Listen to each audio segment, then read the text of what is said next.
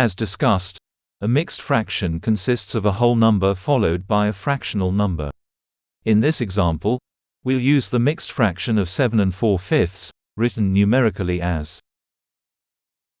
When asked to convert a mixed fraction to an improper fraction, first, multiply the whole number by the denominator of the fractional part.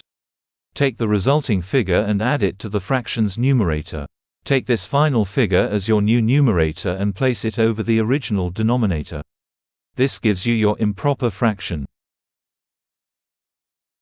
Example: convert 7 4/5 to an improper fraction. Using our mixed fraction of 7 4/5. Whole number multiplied by fractional denominator. 7 times 5 equals 35. Add the result to the fractional numerator.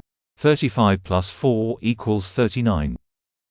Place it over the original denominator, 39/5. Therefore, the correct answer is 7 4/5 equals 39/5.